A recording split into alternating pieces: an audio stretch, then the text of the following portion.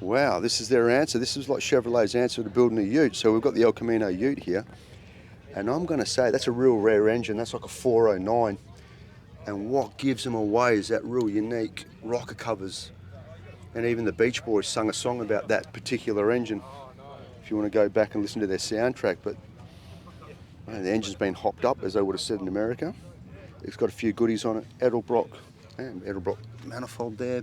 Holly carb, even fitted with aircon. Now when we dive into this engine bay and look around, I know how unique this thing is.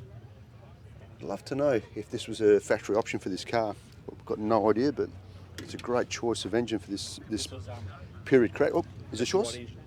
Is it yours, by the way? Oh, we're standing beside the owner. So, just curious. I've just harped on about that potentially being a 409. I'm not sure. No, it's a 348. 348, so it's a smaller version? Yes, it is. Gotcha. Yeah, that was the first one they made in 58, and then the 409 came out in the 61s.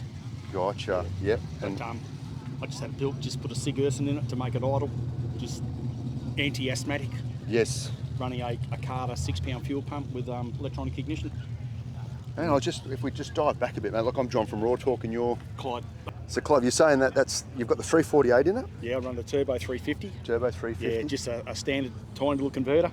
4-wheel discs, running 15s for tyre size. You've got the rally rims on it, by the looks of it? Yeah, you couldn't go anything else, could you? No. I like what you've done. You've got a flush-mounted rear tailgate. Oh, so you cover there? Hard cover, yep. Hard cover, that's what I was trying to think of.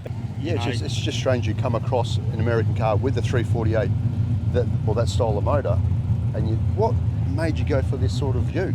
Oh, my brother had one when I was a kid. Oh, wow. That's where it starts off with the Matchbox. Yep. Wow. Yeah, it had the boat and the trailer behind it.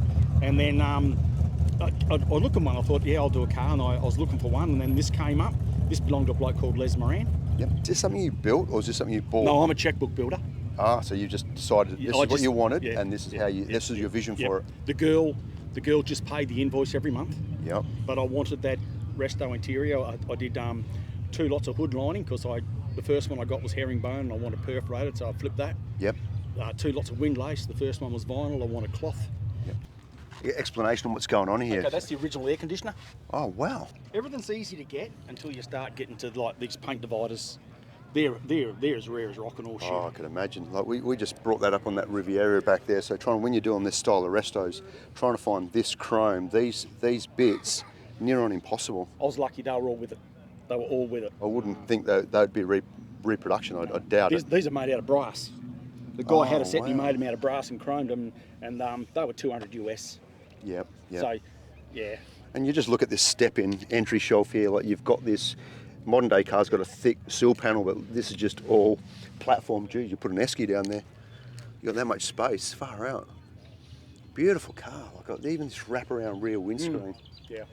You know, and was this the platform that was based off a station wagon that decided to? Yes, it was. Yeah, it was. Yeah. You know, even these awesome fins. This you know, I like this D-leak. This is off the same tailgate as a station wagon. Okay. So this is your window winder D-leak. Yep. This is my 3rd attempt. The first one was all this was gone from where they tried to polish it out, and then I got the windscreen winder itself, and that looked fucked. And then I found this one, and this is it. Again, that was 220 US. You know, I got everything, nearly all of this through the El Camino store. Oh, okay, yeah. Before they changed hands and went to Eckler's, I found them hard to deal with. No, I think we'll just stick more into driving holidays around. That's fair enough. You probably deserve it. Good on you, buddy.